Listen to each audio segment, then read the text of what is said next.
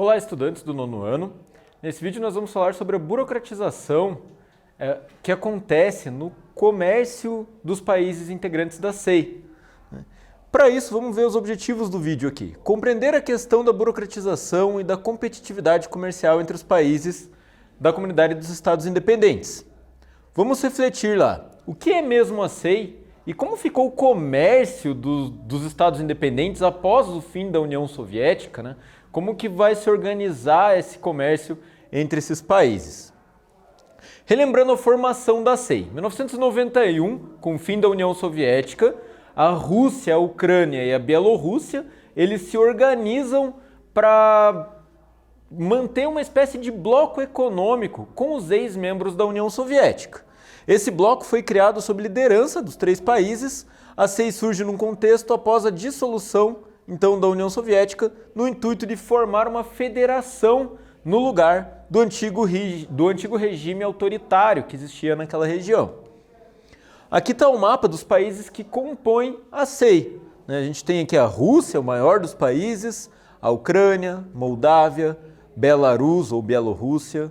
Aí tem os países do Cáucaso ali, né? A Geórgia, a Armênia, o Azerbaijão, Cazaquistão, Uzbequistão, né? E notem que três países que faziam parte da União Soviética ficaram de fora, né? Que é a Letônia, a Lituânia e a Estônia. Esses países ficaram de fora porque eles preferiram uma aproximação com a União Europeia. A União Europeia acabava sendo mais favorável para uma abertura comercial, enquanto os demais países se unem através da SEI. Os países que participam da SEI acabam enfrentando uma grande competitividade, ou aliás, uma grande falta de competitividade, uma vez que a Rússia é muito mais rica que os demais países, né? E ela acaba sendo mais soberana, acredito que seja a melhor forma de pôr. Os países membros da SEI apresentam um sistema produtivo pouco diversificado e tecnologicamente atrasado. Diante dessa defasagem, muitos setores produtivos desse bloco tiveram de se adaptar à estrutura competitiva do mercado internacional. Num primeiro momento, após a União Soviética, com o fim da Guerra Fria, os países eles tiveram que se adaptar ao sistema econômico corrente no mundo, né, ao neoliberalismo. Então vai começar uma onda de privatizações, muita gente vai ficar desempregada nos países do leste europeu ou nos países que faziam parte da antiga União Soviética. É importante pensar que não foi tranquila essa passagem, né? Ocorreram algumas guerras ali naquela região, como por exemplo no Cáucaso, que ainda agora, em 2021, ainda reflete um pouco, principalmente no caso da Armênia e Azerbaijão. Você sabia que a conversão das economias planificadas em economias de mercado provocou, em um curto prazo, desemprego, diminuição de renda das camadas sociais mais desfavorecidas nos estados da SEI? Bem, mesmo na Rússia, que era o mais rico dos países e o mais industrializado deles, vai acabar apresentando grande dificuldade, principalmente para aquela faixa da população que trabalhava no chão de fábrica. Eles não vão ter os mesmos acessos do que outros setores da economia. Então a gente vai apresentar um nível de pobreza crescente até os dias de hoje na Rússia. A Rússia, inclusive, ela busca a estratégia da venda do gás natural e do petróleo para a Europa para tentar reverter essa situação. E também investe muito pesado em armamentos, uma vez que as fábricas que tinham no território quando a União Soviética acaba, são justamente fábricas de material bélico. Então eles modernizam isso para poder, eles modernizam isso para poder continuar com esse mercado. E por que a pobreza na Rússia não para de aumentar? Uma matéria aqui de Lúcia Muzel. No período de um ano, 500 mil pessoas passaram a engrossar as estatísticas da pobreza na Rússia. De acordo com os dados oficiais do Instituto Rosstat, em números que podem ser subestimados. Atualmente, 1 a cada 7 russos é pobre. Quase 21 milhões de habitantes vivem abaixo da linha da pobreza, um índice que cresceu 15% desde 2014. Quando a gente pensa na população da Rússia, né? A Rússia não é um país muito populoso, São menos de 200 milhões de pessoas. E aí você tem 21 milhões de pessoas vivendo abaixo da linha da pobreza, é uma fatia considerável da população. E por mais que eles tenham cidades desenvolvidas como Moscou, ou ainda vendam tecnologia armamentista para o mundo inteiro, nas ruas existe outra realidade, né? Existem pessoas vivendo ao relento, basicamente. Podemos destacar também que a falta de competitividade de investimentos em pesquisa em setores como o automobilístico e o de eletrodomésticos provocou uma estagnação das economias no leste europeu, somando-se a limitada produtividade e a baixa quantidade de bens, a baixa qualidade de bens de consumo. É aquela coisa, durante todo o período soviético, eles focaram principalmente em materiais bélicos. E agora, eles tentam modernizar, mas acaba sendo bastante difícil essa transformação da economia russa. Então eles dependem da vinda de multinacionais para o país, né? Não só para a Rússia, mas para todos os ex-integrantes, né? Para todos os participantes da SEI. Vamos para uma atividade. Analisando o conteúdo estudado até agora, faça um mapa mental destacando os seguintes itens. O que é a SEI? Qual é o ano da sua criação? Quais países criaram o bloco? Sistema produtivo? Questões sociais e econômicas. Não se esqueça que os itens destacados precisam ter conexão com os elementos central, que é a SEI. Use palavras-chave para seu material ficar resumido e objetivo. Complete o seu resumo com todas as informações importantes. Bem, para isso você pode usar algum aplicativo como o Canva ou o próprio caderno. O que importa é a criatividade. E agora é com vocês.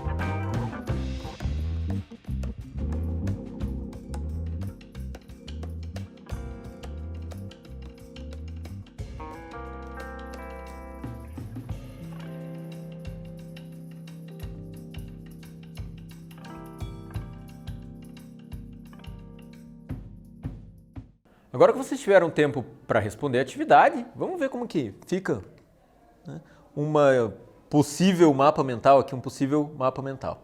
Nesse caso, o mapa mental ele está mostrando ali a Revolução Russa e como se desenvolveu a União Soviética. Mas você pode usar, né, um sistema muito parecido para falar sobre a SEI, onde no ponto central aqui você colocaria a própria Comunidade dos Estados Independentes. O mapa ao lado é um exemplo de como montar um mapa mental, nesse caso, tema central, Revolução Russa. É apenas um exemplo, mas dá para ter uma boa ideia de como a gente pode fazer esse mapa. Qual o papel da Rússia diante desse cenário, dessa readaptação, então, para essa comunidade internacional, no caso, né? O controle rigoroso exercido pela Rússia promoveu o rompimento de vínculos existentes entre países que vieram a constituir a SEI, especialmente em relação às trocas comerciais que sofreram uma queda drástica. Bem, é aquela coisa, a Rússia é o país mais industrializado dos membros da SEI. Quando eles começam a fazer uma união, um bloco econômico, basicamente vai acontecer algo semelhante com o NAFTA, onde tem um país muito rico e os outros não tanto. A Rússia ela acaba mandando em todo o bloco, e países como Cazaquistão, Azerbaijão ou Quirguistão acabam não tendo muito como competir com a Rússia. Então, o bloco ele acaba sendo bem injusto, de certa forma. E qual que é o interesse da Rússia, ainda assim, em manter acordo com esses países? Bem, garantir a liderança deles nessa parte do mundo, né? Fazendo uma espécie de cinturão, uma proteção entre a Rússia e os demais países que podem vir a ser possíveis inimigos geopolíticos, como os países do Oriente Médio ou então os países membros da OTAN, como os países da União Europeia. No entanto, com o fim da centralização, cada país procurou se integrar ao comércio internacional da maneira mais favorável a seus interesses. Veja o caso da Ucrânia na reportagem a seguir. Antes de ver a reportagem, né, só lembrando, a Ucrânia era um dos 3 principais países da antiga União Soviética. Atualmente, a Ucrânia e a Rússia vivem um constante atrito, principalmente por conta da região da Crimeia, né? E a Ucrânia tenta já há alguns anos se integrar à União Europeia, mas ainda é impedida pela própria Rússia por conta da SEI. Vamos ver a matéria aqui. Cimeira e União Europeia, entre a Ucrânia, né, e a União Europeia, 6 de outubro de 2020. Nessa matéria, se fala da 22ª Cimeira que aconteceu entre a União Europeia e a Ucrânia para tentar integrar a Ucrânia à União Europeia. Ela foi a primeira conferência presencial, a 22ª, desde que começou a pandemia. Nessa reunião, ela foi como um marco para demonstrar as boas intenções, na verdade, que a União Europeia tem de integrar a Ucrânia. É óbvio que essa relação ela acaba sendo boa para os dois lados. Primeiro, a Ucrânia tem muito a ganhar com essa integração para poder usar o euro, né, uma moeda forte, se integrar ao mercado mundial de uma certa forma mais prática. E também a própria União Europeia, tendo essa parceria com a Ucrânia, consegue aumentar a sua fronteira com a Rússia e diminuir aquela dependência que os países membros da União Europeia têm com gás natural, por exemplo, que vem da Rússia. Desde a criação, a SEI encontra dificuldades para se manter. Por isso, a aproximação de muitos países com a União Europeia. Apesar disso, a Rússia tenta manter certa hegemonia sobre esse bloco, muitas vezes à custa de conflitos. Como a Rússia é uma potência armamentista, basicamente o segundo país mais armado do mundo, né, com a segunda maior armamento nuclear, tanques de guerra também, o maior número do mundo é deles, e aviação também, aviação militar também, eles estão no topo, é muito difícil se pôr contra a Rússia. A própria ONU acaba não conseguindo segurar os ânimos da Rússia quando ela declara guerra com alguém. No caso da situação do Cáucaso, Há uns anos atrás, a Geórgia tentou controlar um território, não imaginando que a Rússia atacaria eles, e em 5 dias a Rússia praticamente varreu o país do mapa. Então, existe um risco de guerra atual, será? Existe hoje um aumento da presença de militares russos na fronteira com a Ucrânia, por conta daquela situação que eu falei antes. Na Ucrânia tem a parte da Crimeia, é uma península que faz parte da Ucrânia, mas desde 2014 a Rússia considera essa península como sendo deles. Com o domínio da península, a Rússia acaba fechando o Mar de Aral e eles acabam tendo uma grande vantagem estratégica e até mesmo comercial. E por que acontece tanta confusão? Bem, a Crimeia originalmente fazia parte da Rússia. Durante a União Soviética, Moscou passou o domínio da Crimeia para Kiev, na parte da Ucrânia, até porque a União Soviética era tudo o mesmo país. De repente, com o fim da União Soviética, os países racham, e a Ucrânia acaba herdando a Crimeia, mas a Rússia acaba querendo de volta. E as pessoas que moram lá também se consideram russos. O resultado disso, de 2014 até 2020, até 2021 pelo menos, a situação é bem complicada, com trincheiras, tanques de guerra constantemente nas ruas da península. Vamos para mais uma atividade. Analisando o conteúdo estudado, explique com suas palavras o que você entendeu sobre a Rússia tentar manter a hegemonia sobre os países pertencentes à SEI. Mostre sua resposta para seus colegas durante a aula, seus colegas e familiares. Agora é com vocês, gente.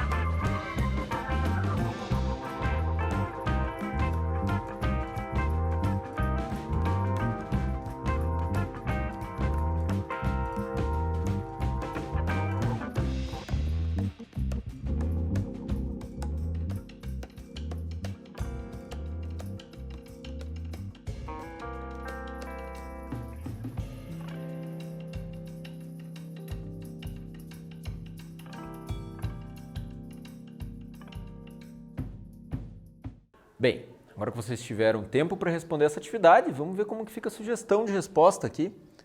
Espera-se que você tenha escrito que a Rússia, mesmo enfrentando graves problemas sociais e econômicos, procura manter seu poder sobre os países da CEI, o bloco que também ela pertence, para fortalecer a sua influência política, econômica e militar sobre os países pertencentes ao bloco, principalmente quando os países buscam fortalecer suas relações comerciais com países fora do bloco, como por exemplo a Ucrânia.